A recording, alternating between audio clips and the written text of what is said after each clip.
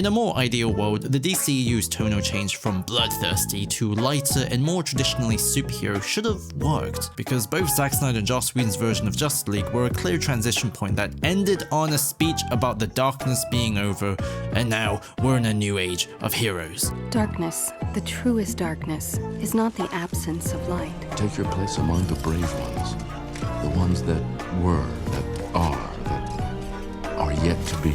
But the light always returns. But because Joss Whedon's cut was the one that mass audiences saw, it branded this change as an openly embarrassing act of commercial course correction, as opposed to something that was actually narratively intentional. I did a mistake, that's all. This in turn basically sabotaged The Flash and Andy Muschietti, who in theory really should have been the great inheritor of the DCEU. It sounds ridiculous saying it now, but you kinda had to be there. Here's a director who all the original actors liked. He clearly appreciated Zack's original vision, because this movie is littered with references to scenes exclusive to the Snyder Cut. I feel like we saw each other. I'm so sorry. Like a few years ago, right? So you're saying you went back in time? Like in Pajaro?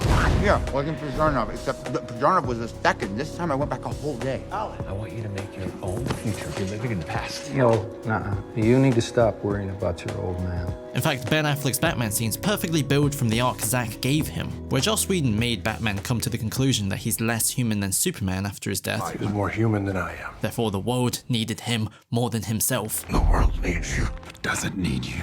In the original, Batman actually became more human due to Superman's death, and in turn, became a champion of the same dream. You ever hear of Superman? He died fighting next to me. He believed we were stronger together. We owe it to him. This seems like a minor difference, but aside from one movie clearly being better than the other, like way better, it also means in only one does Batman become a literal illustration of Jor-El's prophecy from Man of Steel. They'll race behind you. They will stumble. They will fall. But in time, they will join you when the sun comes. He's an example of a human who followed Kal-El to greatness and even spread the word so others followed. And for better or worse, the Flash movie actually adheres to this trajectory, this arc of his. Barry, somebody has to save the rest of the world, so I was gonna do that, if you don't mind. Batfleck is smiling, he's optimistic, and he mentors Barry to not be like the man he was. We're not meant to go back and fix them. And there's nothing broken with you that needs to be fixed. I need friends. Wait. Take it from an old guy who's made a lot of mistakes. Don't live your past. Live your life. Don't let your tragedy define you. Alfred, for once, I'm operating strictly on faith, not on reason. What if it's supposed to define me? Your tragedy made you a hero.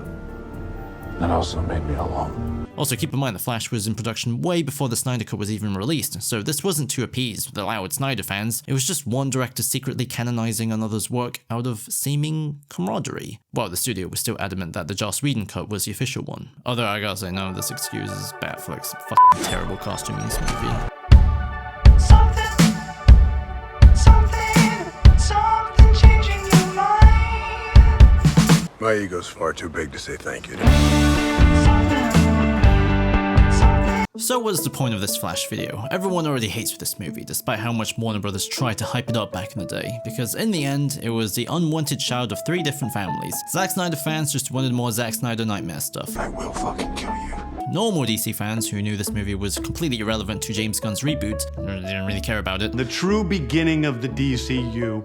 This is called Superman Legacy. And general audiences who don't know anything about any of this, heard it starred Ezra Miller, probably thought the movie couldn't have looked any more cheap when the trailer showed Zod from Man of Steel and Michael Keaton's Batman. Oh wait, the special effects. In any case, after the Black Adam video, I've become kind of fascinated by the idea of viewing the entire DCEU as one big improvisational story, where there are patterns that exist beyond the period of Zack Snyder's involvement, because his trilogy had such a clear manifesto of ideas. People should be able to dream greater than what's expected. What if a child dreamed of becoming something other than what society had intended for him or her? What if a child aspired to something greater?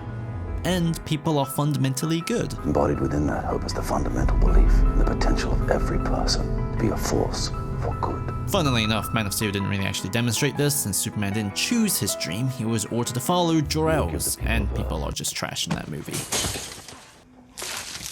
But you know what did follow it? Black Adam, a movie about a slave who was given his son's powers and still chose to defy the culture of violence around him with his own dream of something else. Not your country, not your decision to make. It's still a shit movie, but the point is, every DCEU movie inherited these concepts, and in viewing them as a narrative sequence, patterns emerge, intentionally or not. The Flash is particularly fascinating because it's more of a direct sequel than any other DCEU picture before or after it in a very long time, because originally, it was intended to be the transition point between the post-Whedon era of random f***ing movies with no greater arc to a new big picture story. Supergirl and Michael Keaton's Batman would replace Henry Cavill and Batfleck as the leading faces of DC for a while, which is why Keaton was going to be in the Batgirl streaming movie, and the next big multiverse arc would have been about trying to find Batfleck and gang in the universe. This is why the Flash movie had reportedly like 3 different endings. The final one where George Clooney shows up was a joking way to avoid teasing anything serious. Who the fuck is this? However, by becoming a narrative dead end, the Flash movie has inadvertently become an ending of sorts. It's one of the last true hurrahs for this cast. Maybe some other time.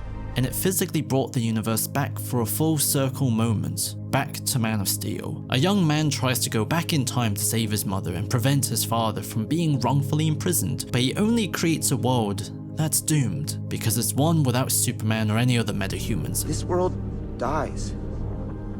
Today.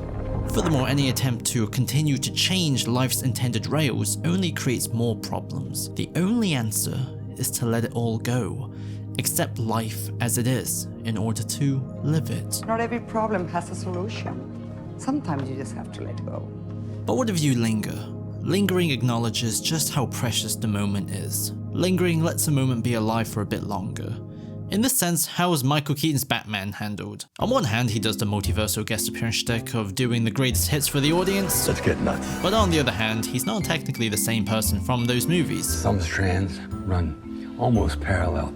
There will be inevitable intersections. So there's no actual story being continued. It's just Michael Keaton playing another Batman again, and we're just free to project as much continuity as we want onto him. The movie doesn't even get into why he knows so much about time travel. In a deleted scene, they say he killed someone, so presumably he might have tried to undo it, and when he couldn't, he retired. But he also says Gotham is now one of the safest cities in America, so maybe he did what Batfleck admitted. If I really want to end crime, I should end poverty.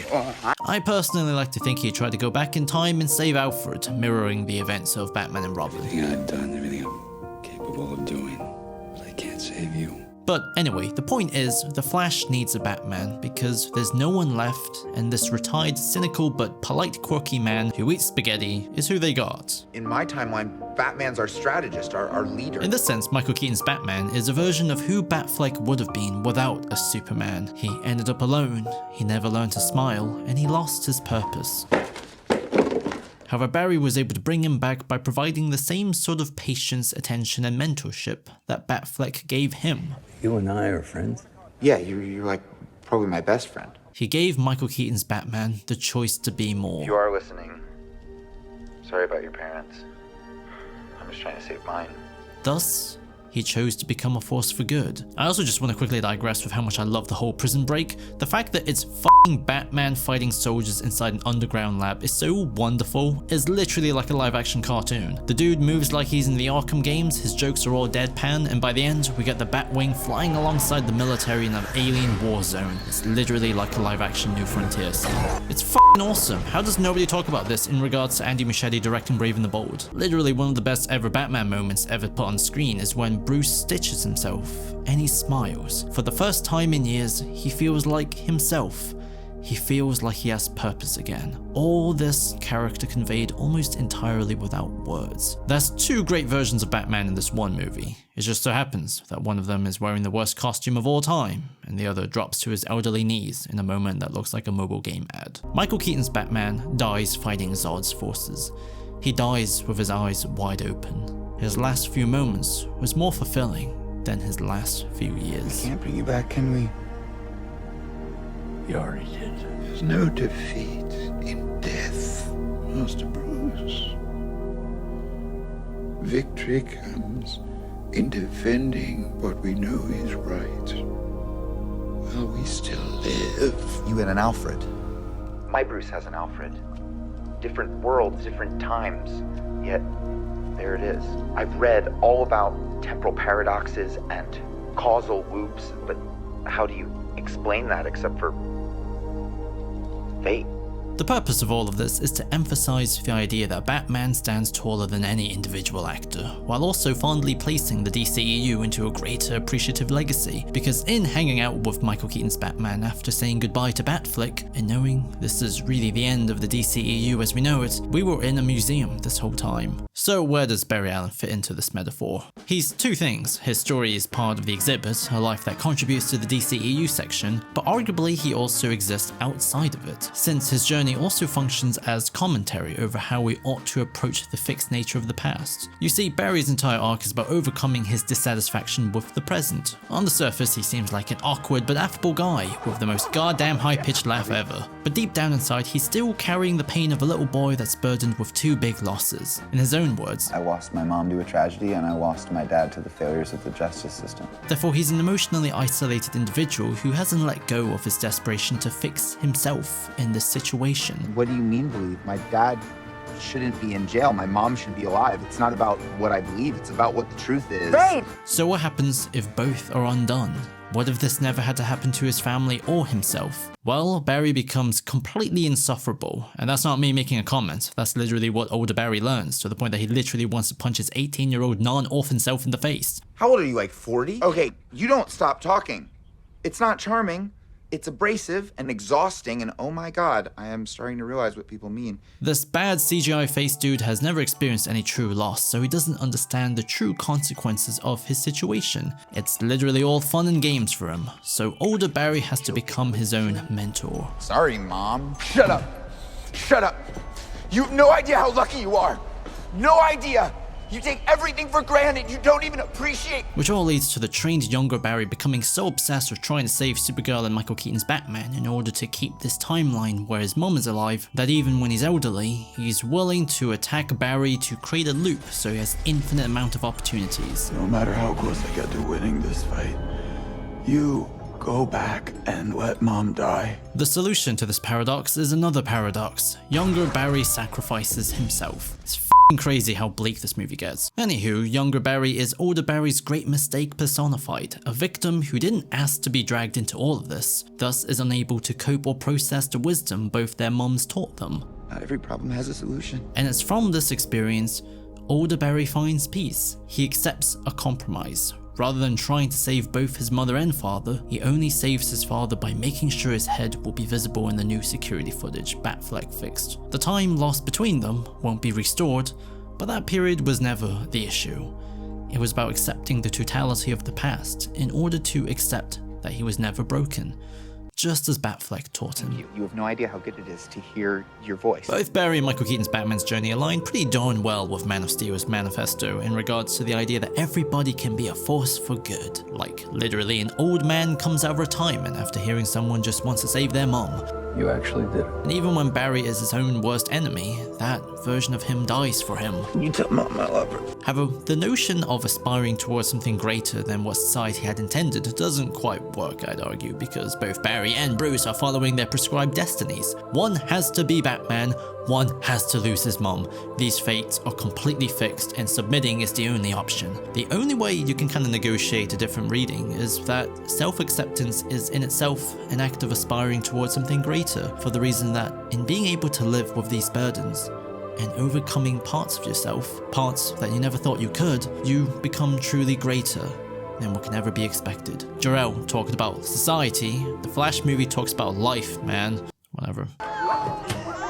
Anyway, what about Supergirl? She's the Flash's most meaningful addition to the DCEU. Her empty pod was teased in Man of Steel, and she had her own prequel retcon comic. So seeing her here is a real finally moment, and her main purpose is to just get killed over and over again to show how truly hopeless this timeline is. The tragedy of the character on an existential level is that she was very much the missing piece that DCEU Superman always needed. Someone from home who loves him. Who may not be invested in humanity, But I'm not a human. but she rejects Zod's side, because she'd rather Krypton be remembered as a people of hope. Krypton was a beautiful place. We are a people of hope. Instead of people of wrath and baby killing, which Clark technically also did, but whatever.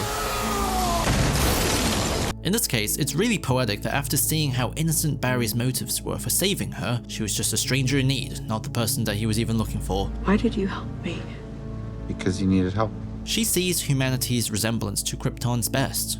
She saw what Jor-El saw, a young civilization on their way to greatness. They just need to be protected. In this case, Barry illustrated that by simply being someone inspired by Superman. Do you know what this symbol stands for? He was my hero. Supergirl means hope, right?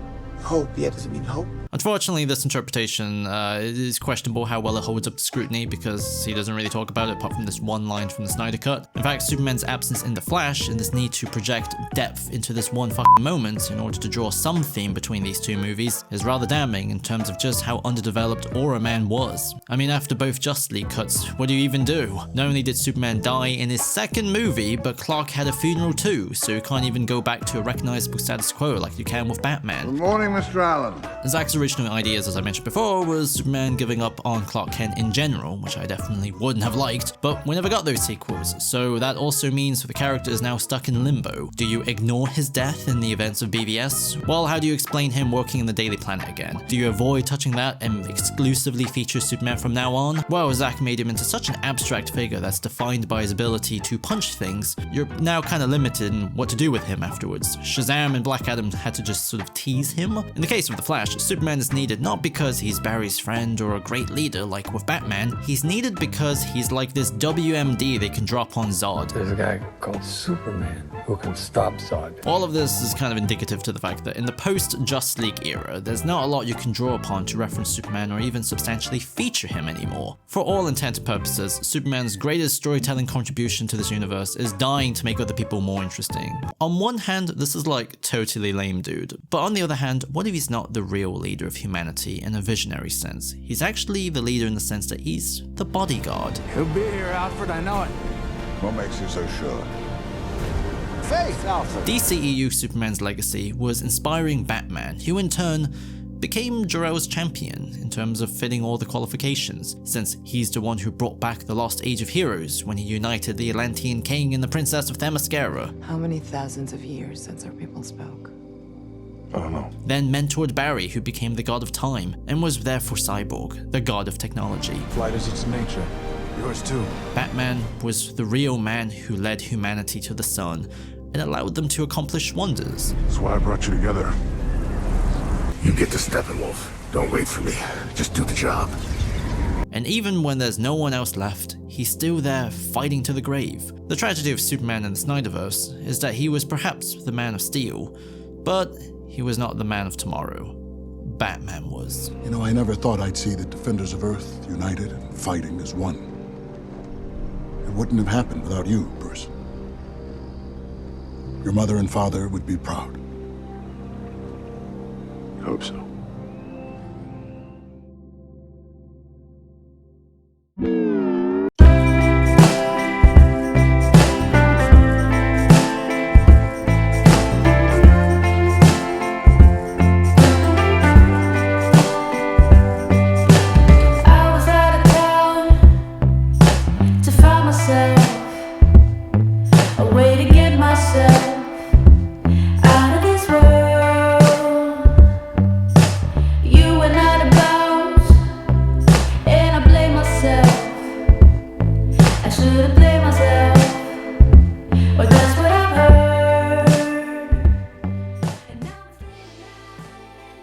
So that was Flash video. I'm gonna be completely transparent. I actually really enjoyed this Flash movie. I've seen it twice now and I'm still incredibly humored by it. I think it's mostly because it's so relentlessly itself. It doesn't try to be cool like Black Adam. Instead, the Flash movie is totally chill with just basically being a live action Looney Tunes that turns into an absolutely bleak as disaster movie. I think the biggest crime the Flash movie commits, aside from having the worst special effects ever, is presuming the audience can accept the Snyderverse can be loose enough to facilitate a Looney Tunes world without it being a signal for incompetence and insincerity like the Whedon cut. Anyway, I'm working on the Doom Patrol video while I'm working on the Flash video, so they're kind of competing for my attention right now. Anyway, special thanks to everyone on Patreon. Bye-bye now. Have a week. Also, I think it's gonna be about Christmas too, isn't it?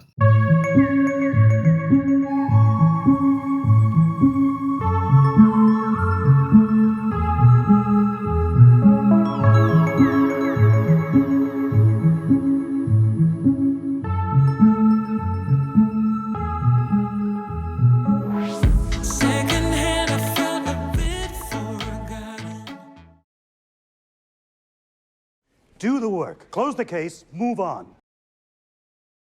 Our people can coexist. So we can suffer through years of pain trying to adapt?